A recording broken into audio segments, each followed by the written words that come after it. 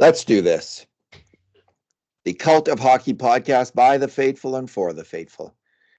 I'm David Staples, and I'm here tonight with Bruce McCurdy. Hey, Bruce. Hello, David. How are you tonight? I'm good. I'm okay. How are you doing? About as happy as I ever am after Oilers lose to Vancouver. Beat him in the playoffs, So, Bruce. Beat him in the not that playoffs. happy. No, they did beat them in the playoffs, and they stomped them 7-3 earlier in the season. I could have used one or two of them goals tonight. They lose 3-2. Mm-hmm. And, geez, I haven't even totaled up. There's been so much. Yeah, I totaled Oh, it. you totaled up. The grade A shots were 11-5 for Vancouver. Yeah. Oilers had only 5. That's probably their lowest total this year. And the Hope so. subset of 5 alarm shots were 4 for the Oilers, 7 for Vancouver. So the most anemic offensive performance by the Oilers this year, I will give credit to the Vancouver Canucks. They played their hearts out. Mm-hmm. And they played a really strong, ferocious defensive game to win this game. There were extenuating circumstances in the victory. It was, I think it's probably the most controversially ref game of the year. I'm going to suggest for the Oilers this year. Hope so. Yeah, for the Oilers, I'm sure that's the case. Yeah. And lots of comments about that and some major incidents at the end of the game with McDavid and Tyler Myers involved in cross-checking incidents. We're going to talk about that later in the podcast, but we're going to start out our 2 good things, 2 bad things, and 2 numbers podcast and a short discussion about John Klingberg podcast with our first good thing, which is, I guess I'm leading it off. The Oilers got off to their usual crap start in the first period. They got down 3-0. And part of that was the refereeing, which we'll talk about later. But the good thing, the first good thing was the Oilers' first sign of life, which was 4 minutes into the second period. Face off in the Vancouver end. The big line is out. McDavid, Hyman, and Draisaitl. The Oilers get the face off. And they do a set play where it goes from Ekholm to Bouchard. And Bouchard immediately whips the pass down. Even before McDavid gets there, McDavid is going behind the net at warp speed. Although I think he was interfered with by a Canuck player on his way somewhat. He did get there first to the spot, and the pass was right there, pass from Bouchard, right there on his stick. McDavid did an incredible spin move.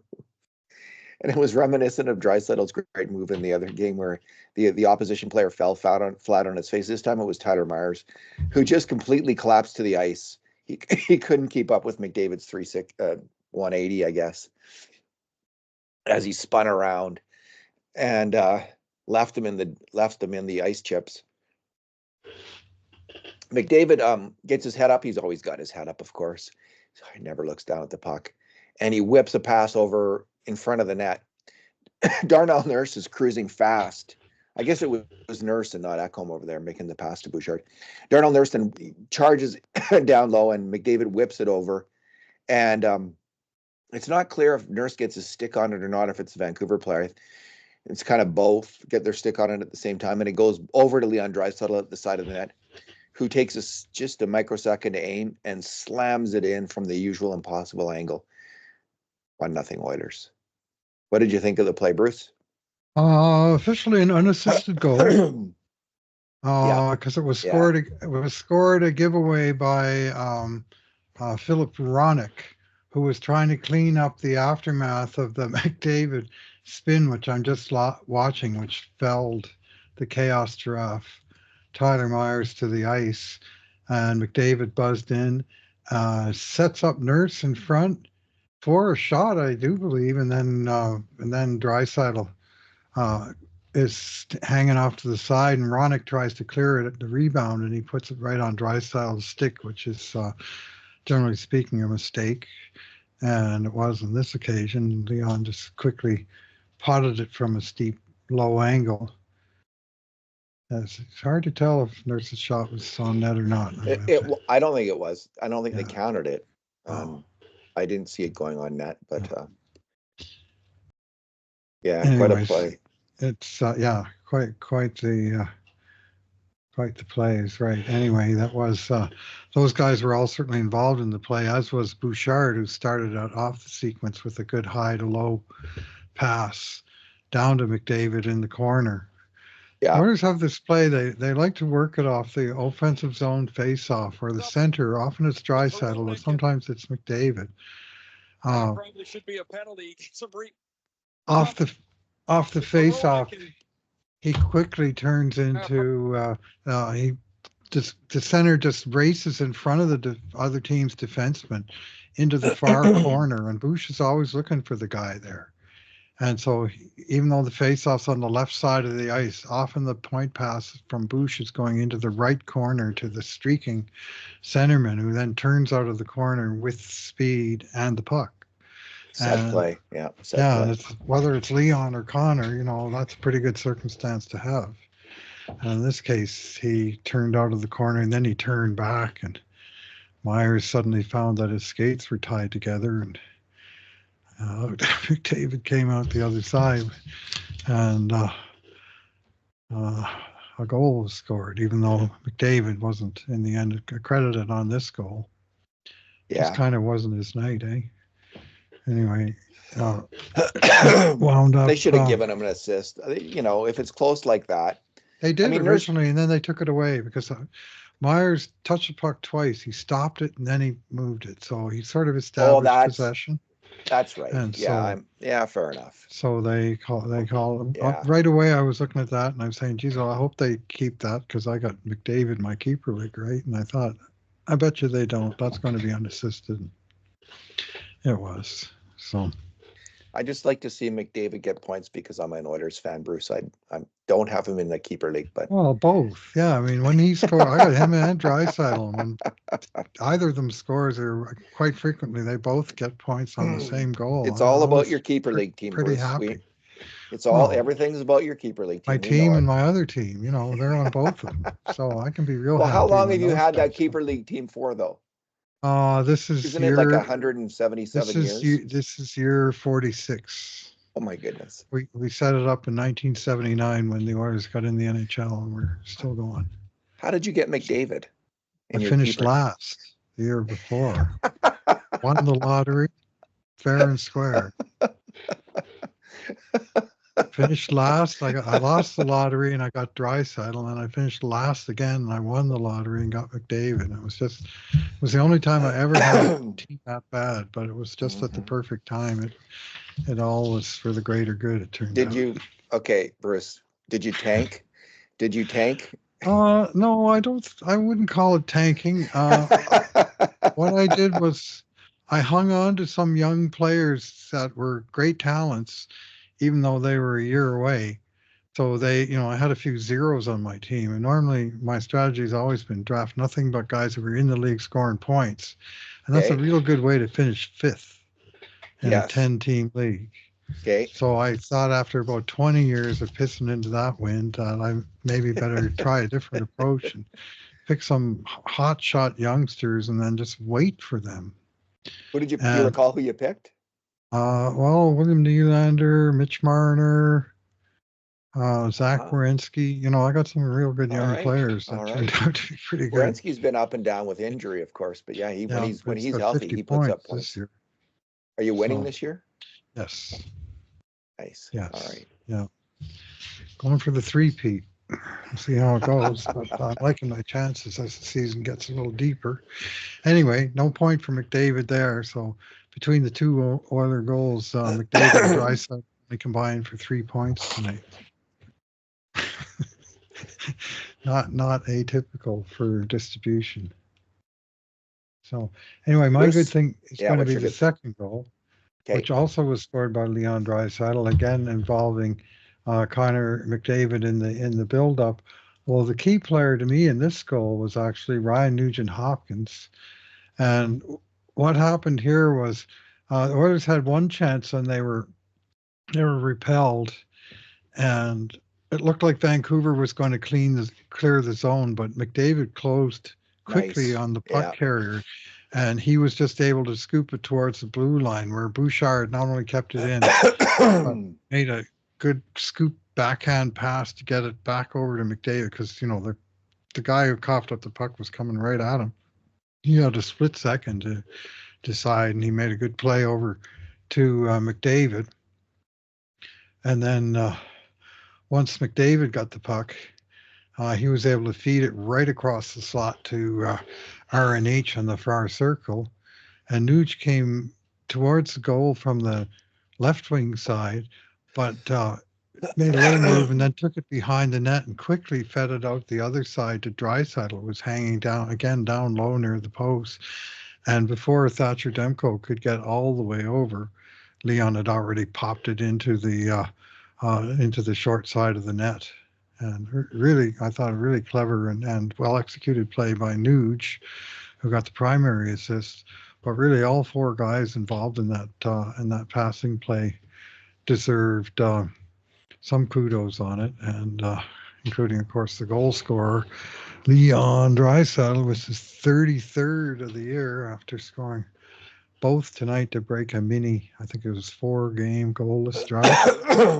So he will have padded his league lead in goals again to 3 or 4 or 5. I don't think anybody else still got 30 unless somebody did something crazy in another game tonight. So yeah, boy, Leon, he is sharp as a tack, sharp as a Japanese cooking knife. The old samurai. Ginshu? Well, no, there's all different companies from Japan. Many of the old samurai sword makers, oh yeah, have been reborn as kitchen knife makers. Okay. So if you want to get your wife a fantastic present, Bruce, or yourself, anyone who's cooking, get one of those knives. They are like life-changing. They're amazing. Okay. They're so sharp. That's how sharp Leon Draisaitl is right now. He's playing so well. Never seen him play at this level. It's an astonishing thing to see night in, night out. Draisaitl 33, Scheifele, Reinhardt, Point, and Nylander all 27. So he's got a nice little lead there. I mean, obviously there's a long way to go, but yeah, Leon isn't really showing much sign of slowing down. He is not. And the Oilers' schedule might get a little easier, it tends to, as the year goes on, or is that just... Well, whatever happens next has got to be easier than what's been going on in the first half of January, because that's the most ridiculous run of games I've ever seen. You're just here, there, and everywhere, going back, forth, zigzag, up and around, 1-game homestand. Can you imagine flying from Chicago to Edmonton and then back to Minnesota, which is right next to Chicago? You had a viral tweet about it. What the hell is that? Bruce, you had a viral tweet on this today, your map of the Oilers. My map from my post the other day. Yeah. I hope the post went viral. The tweet sure did. Yeah. Let's move on to our bad things. My bad thing is something that most Oiler fans and many Canuck fans are remarking on. It's the referees and how they let this game get out of control. There was certainly a feeling in the first period from Oiler fans that there had been some terrible refereeing going on. It starts with Evan Bouchard's penalty. Yep. Off a face-off. Mm-hmm. JT Miller comes in, cross-checks. Mm-hmm. Significant enough cross-check right in the ribs in the back and of Bouchard. Bouchard retaliates by slashing. This old idea, like, oh, it's the retaliation that should get the penalty. It's nonsense. Miller cross-checks him, he slashes him back. 2 infractions. Yeah. Send both guys off. But the refereeing 101. Some kind of old school BS, Bruce, in that one. You know, Miller's cross-check was, I think, the more flagrant of the 2 fouls. Is right on the body. Yeah. And I don't know. I just think it's like, what is the ref thinking there? There's 2 obvious penalties. Yeah. Call them both, you dotard. The reason Bouchard retaliated the way he is because Miller hurt him with the stick. Yeah. He drilled him in the ribs, and Bush turned around and gave him a whack. So 2 minutes each. I mean, I mean, if the really ref doesn't not see hard there. the ref doesn't see the first penalty, it's different. But it's obvious what he does. He cross checks him. Yeah. Yeah. Brutal. And then I'm not sure if it's that penalty or the next one, where Nurse Next one. just before the goal is scored. Ekholm took the penalty for.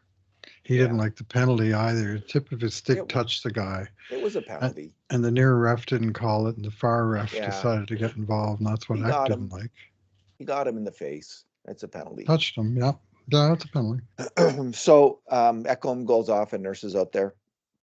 The play comes to Nurse's side of the net, and he's going to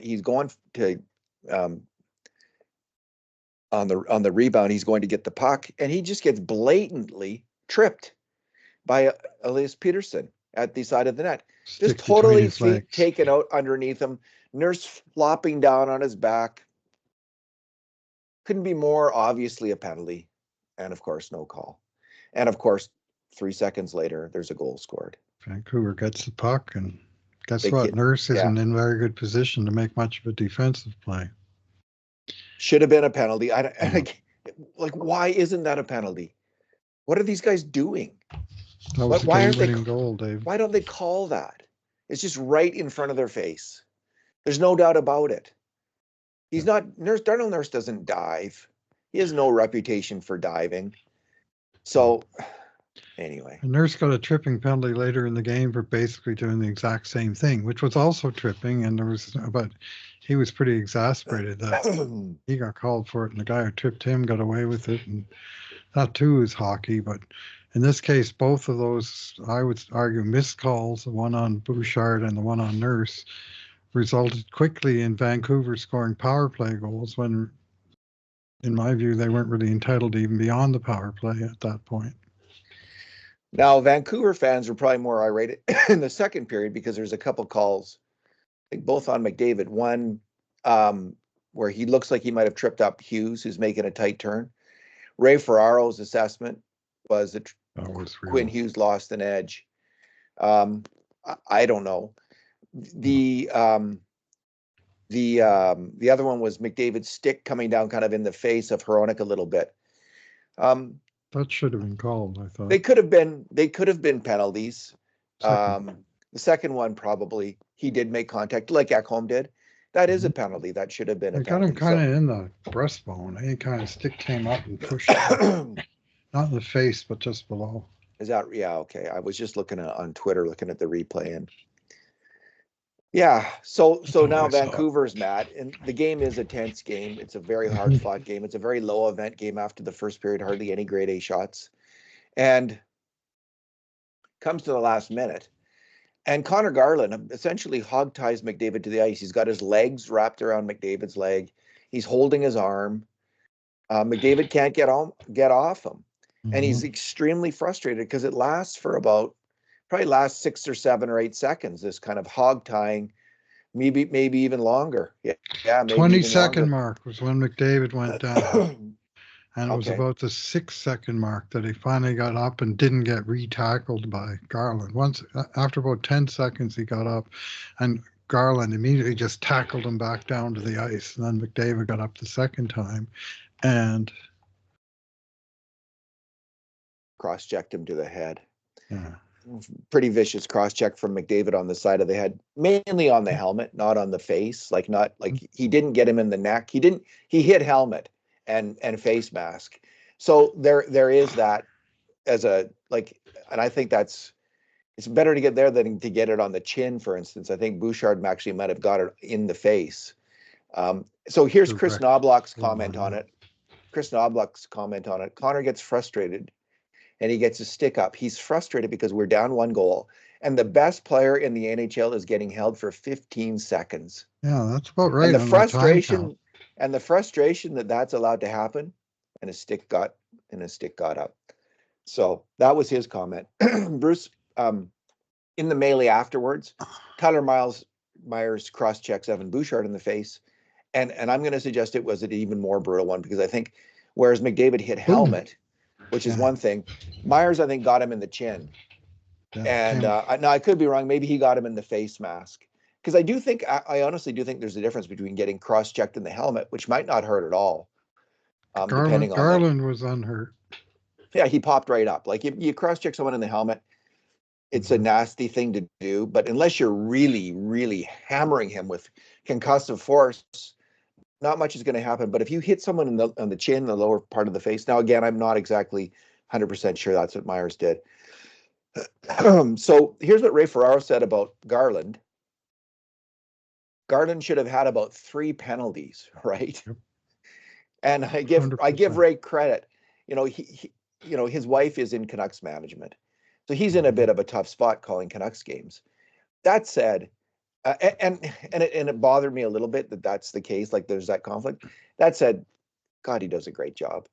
He does, and his description of this play was completely fair and bang on and measured in the moment and descriptive. So I give Ray Ferraro a lot of credit. And it's a delight to listen to his descriptions of the play, because he's better than any other color man that I know of. Here's what we had from Kevin Bieksa said. I don't care who is your team. They're both cross checks to the head. They're both the same bad cross checks to the head. They're both suspensions. I don't know how you argue there, but if there's an argument to keep fighting in the NHL, and he went on to say that the Edmonton had 6 best attackers on the ice and they're not going to fight. No one's going to fight. They all got penalties. So something is, quote from Bieksa, so something is going to give. When it gets down to something is going to give. And because there's no fighting, or you don't want those guys to fight, this is what you're going to get. You're going to get a cross check to the face. No fighting, more cross checks to the face, in my opinion. What do you think of that, Bruce?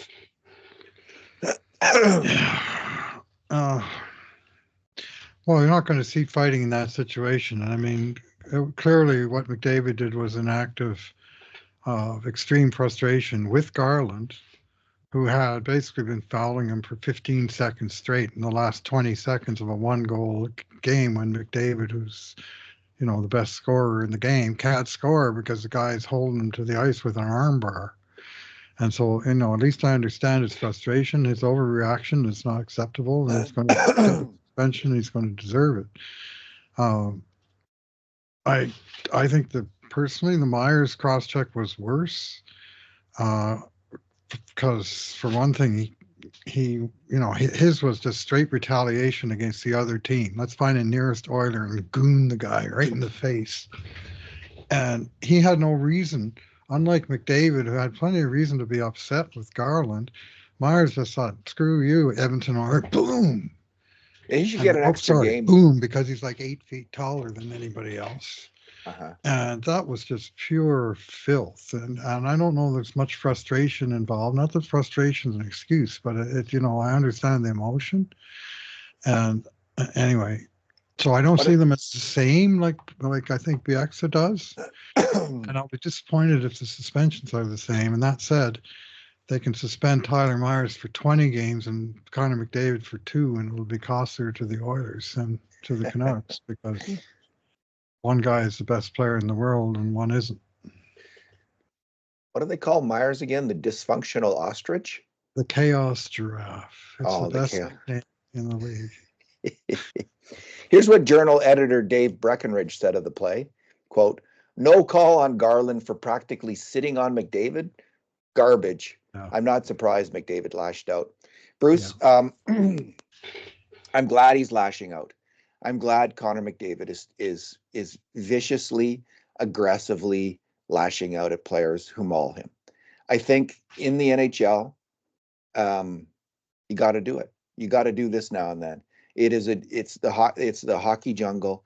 The NHL does such a poor job of controlling things. Players have got to create their own space now and then by being nasty and mean and aggressive. And if he gets a couple game suspension, it's good. He could use a break, and he's going to head into the Four Nations tournament where he's going to play some hockey. So here he gets a little time off maybe. It's not going to affect the Oilers significantly. It gives him a break. And it sends a message to the NHL. You're going to come at me. You're going to get 5 feet of, 5 feet of equalizer, my hockey stick. And I'm perfectly fine with that in the way the NHL is called. There's no other option but to be aggressively, violently, now and then defend yourself. So the Oilers need to do it, and he did it, and I applaud him for doing it. Yeah, I would keep looking at this picture over your shoulder, and it looks like glove to his face, but I'm pretty sure he got him with this little bit of stick in between the two gloves, eh? That's just, let me have a look at that. That's the moment leading up to it. I think he got him with the stick, definitely. Anyway, there's, I mean, let's date back all the way back to Mark Messier making space for it. He took a 10-game suspension for taking out and down Jamie McCown of Calgary Flames after McCown tried to run him through the end wall of the Calgary Corral. And McCown was a very fast, mobile defenseman, and Messier tried to beat him wide, and McCown just took him all the way to the wall, no quarter, just slammed him as hard as he could. And the next time they were on the ice together, Messier just attacked the guy, punched him, broke his cheekbone, and got a 10-game suspension. And you know what? For the rest of his career, no one went near Mark Messier with sort of malice aforethought because they knew. And I mean, on some ways, it's hockey. You go all the way back to Eddie Shore or whatever. It's always been sort of the unpredictability of players is part of it, how they respond to it starts to become situations. Yeah, it starts to become a self-defense issue almost, where the you're being refs aren't going to do it. Exactly. If the people who are responsible for handing out penalties don't protect you, what do you do in the face of that? In that world, how do you react when the proper authorities aren't doing their job? And when it comes to personal safety, and for McDavid, it's not just, I mean, he was frustrated competitively because Garland wasn't injuring him. But with him, it is an issue of players constantly getting in his way, bumping him, hitting him, tripping him. It is a safety issue, where these constant fouls can lead to injury, and we've seen that. Most notably with Giordano taking him down and blowing out his knee. So I just think it's a rational response, and when someone's protecting themselves, I don't have much to say about the measures that they take doing it. That's up to them. As long as it's not totally crazy retaliation. Now, this did cross a line. He will get suspended. I'm also in favor of him getting a suspension. I think he should be suspended. It's a blow to the head, and it's a dangerous thing to do. He deserves to get a suspension. I think he'll get 2 games. I'd like to see Myers get 3 because it was a more vicious play. And as you say, it wasn't in the heat of the moment. It was like it was kind of a stupid play on Myers' part. Nothing's going on, and all of a sudden, I'm just going to do something completely uncalled for and stupid. So you send one of ours to the hospital, we'll send one of yours to the morgue. It's the Tyler Myers approach. I can't do the Sean Connery accent, but that was from the Untouchables. Yes, certainly was. Certainly was. Anyway, yeah. I haven't seen that movie in a while. Myers was to watch that one. Anyway, yeah. I mean, McDavid definitely crossed the line. I understand the degree of his frustration, though, and I would love to hear, and I know that we never, ever, ever will hear anything from the NHL taking any kind of accountability for their own officials.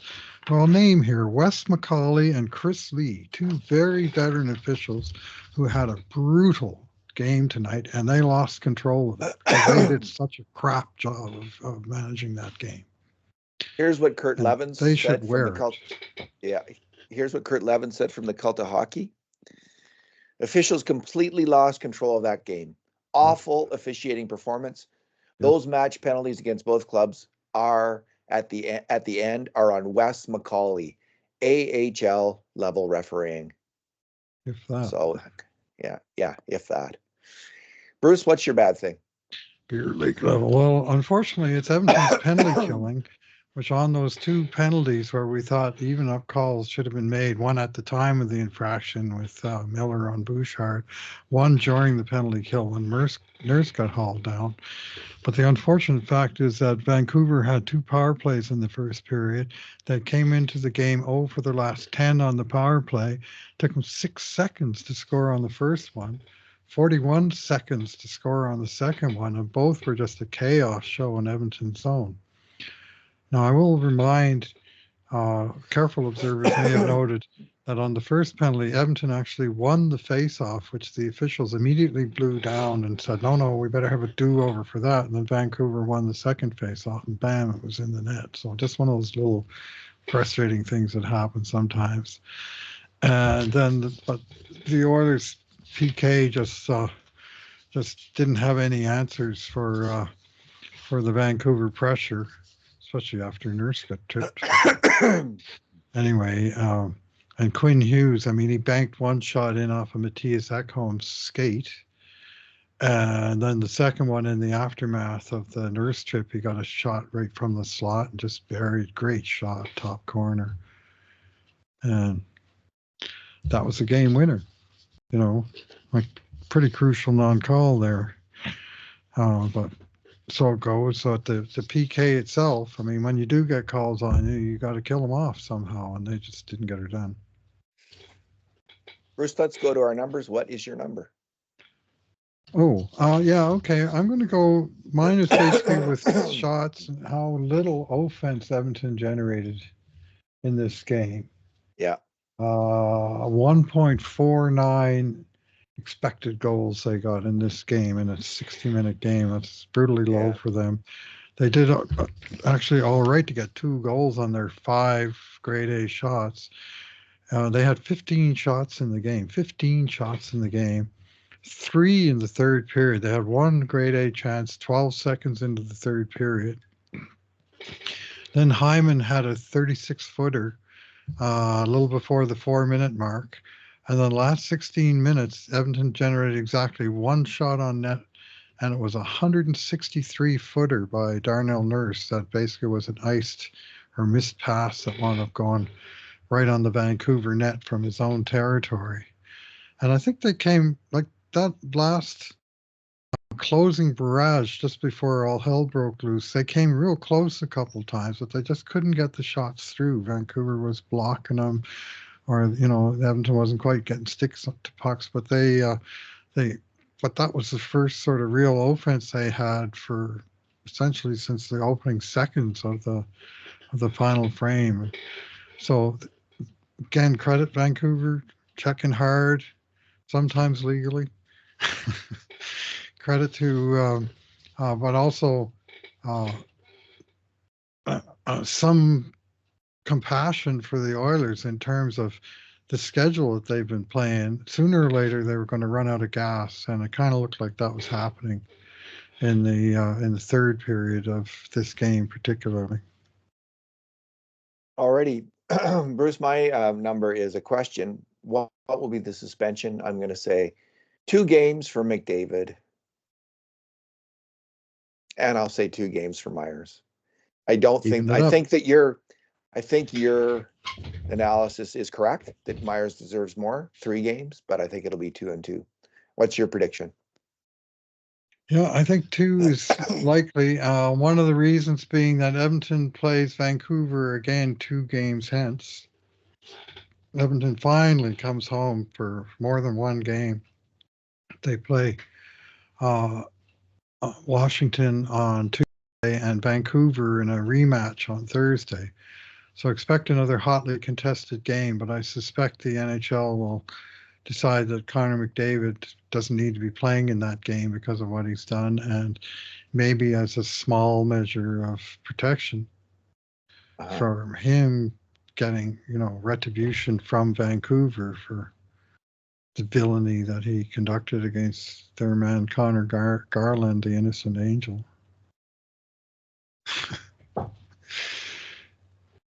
So He's a he good does little deserve player. a suspension. I don't think 2 games is honestly out of line.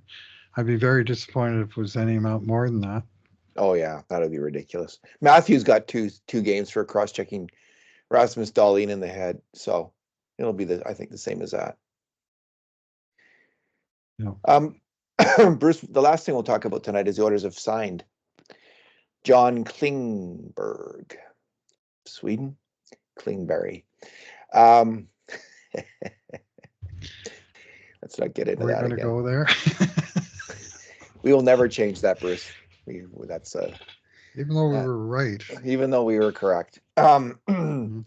John Klingberg, he had hip resurfacing, which is kind of a form of hip replacement where the ball of the hip, I believe, is replaced. That's at least what when I went on Perplexity AI and asked it what is hip resurfacing, that's what they said it is. It's a less invasive kind of hip replacement where less of the hip area, just the ball, not a lot of the bone around it is replaced.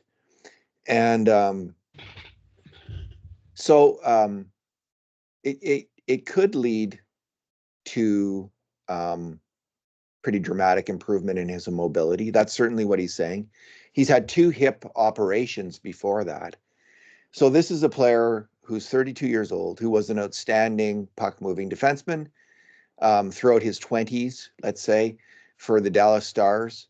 And then in the last 3 or 4 years, his play fell off, mainly because of injury, I think it's safe to say. And he bounced around from Dallas. He refused a big contract in Dallas, made a big mistake. I think it was a 7-year, $50 million contract. Whoops. He signed in Anaheim, didn't work out there. He went to Toronto, didn't work out there. He only played a handful of games last season before in November, sitting out after that completely and getting the surgery. He's been out for like 14, 15 months here. That said, Bruce, he signed for $1.74 million cap hit. And for a possible top 4D man who can maybe team up with Darnell Nurse, there's no acquisition cost other than the cap hit. And the cap hit might not be that significant when the Oilers put Evander Kane on LTIR. Suddenly, $5.1 million of cap space that Evander Kane had this year will open up for the Edmonton Oilers. And so that they'll be down 1.7 million of that because of the Klingberg signing. But it's still going to leave money for another acquisition. The Oilers also have 6-7 weeks now before the March 7th trade deadline to see what what Klingberg has. Can he come back? And if he doesn't, then they can, if they need to, they'll trade for another defenseman. If they don't need another defenseman, they will trade for a forward. The really good news about this to me, Bruce, is you just don't know which defensemen are out there, who's available, who's not. And last year, there wasn't much available. You might not be able to get what you're looking for in a defenseman at the trade deadline, is the truth. Or you might have to pay a really steep price. And the Oilers might not be able to pay that. So I just think, I with the idea that the Oilers are going to be LTIRing Kane, this is a really easy decision for the Oilers to make, I think, and a really good bet, because there's a chance he'll come back and, let's say, be 70-80% of the player that he was, and that might be really good. What's your take on it? Oh, I mean, he's a proven player long in the tooth now, but he's been in the NHL for the last 10 years. And his average ice time has been over 20 minutes in all 10 of those years. Even last year in Toronto and the season before with Anaheim and Minnesota, as he was seemingly deteriorating, not playing as much. He was still a 20-minute a night guy, and he was up to 24 minutes at the heart of his career in Dallas. He was very impressive here in the bubble playoffs in 2020 when Stars, of course, went to Game 6 of the Stanley Cup Finals before losing out to Tampa Bay. and he was one of the real drivers of the offense for them. You know, in his career, he's got 374. He's got 412 points in 633 games, which is just a shade under 2 points every 3 games. Yeah. And his 82 game average, which maybe gives some perspective on those numbers, 10 goals, 43 assists, 53 points. Like that's a major productive player on the blue line.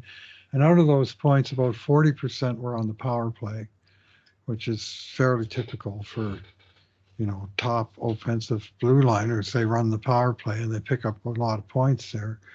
But he was also, you know, over 30 points per 82 at even strength. So he is a puck mover and a good passer and a playmaker. If I see one thing on his player page that is a little bit alarming, it's the good old plus minus column, which is, you know, quick and dirty, outscoring or outscored. And he was first 5 years +5, +22, +2, +10, +6. Last 5 years -10, -15, -28, -25, -7. Yeah. Now, obviously, some of that is team strength related, but Dallas was a pretty good team, and he was on Dallas for like the first 8 of those years. And his goal share tipped drastically into the negative. Now, I haven't yet dug into 5v5 and see, you know, exactly what's going on there, but it's clear that he went from being an outscorer to being an outscoree. And that's 5 years worth of data. That's not just him having a struggle with an injury and being below par. So whether or not the old John Klingberg shows up, the old John Klingberg hasn't been around for 5 years, 30 to 5 years now. Yeah. And that is a concern, right? So it all comes down to, did this surgery work? Can he come back significantly better than he left or not? And so, you know, I think the best case scenario is he's not going to, I don't see him as he's not going to be a point producer like he was in the past. I doubt that. But remember Johnny Oduya, who played for the Chicago Blackhawks, another Swedish defenseman, smart with the puck. He was an integral part of at least one of the Blackhawks Stanley Cup wins, maybe 2, and just a really smart puck-moving defenseman who defended positionally well. Was at that point of his career, was really smart and figured it out in defense as well. I just hope that's the game we see from Klingberg. Smart puck-moving, smart positional play, steady kind of metronome passer of the puck beside Darnell Nurse. So maybe we'll have that kind of player for the Edmonton Oilers. And again, I just think it's a good bet because looks like they've got this cap space. His signing, Bruce, to me signals that they do have this cap space coming up, that this is I don't want to call it the plan with Nurse because even though I think it's the plan, or excuse me, the plan with Kane, even though I think it's the plan is to have him sit out. But everything with Kane has happened slow. They're slow walking this with Kane. They want to make sure he's healthy. It's probably the best thing for Kane to come back slowly. And I suppose he could have rushed quicker, but man, the Oilers need a healthy Evander Kane in the playoffs as well. And so if he's had a full year off, regular season to recover, comes back, they get his cap space, they use it on Klingberg and another player. This is really good for the Oilers, and I think this is what's going to happen. Yeah, well, I mean, he was a guy, you know, he cost 0 acquisition costs. So there's that, you know, they didn't have to trade huge draft picks and stuff to get him. So, you know, he's not going to cost them Brock Faber the way Brett Kulak did, or he's not going to cost them. Well, Brock Faber was. No, that was Athanasiou, my bad. No, it was Kevin Fiala. Kevin Fiala cost LA Brock Faber. Yeah, but LA drafted Brock Faber with the draft pick one of the draft picks Oilers traded to get Andreas Athanasiou.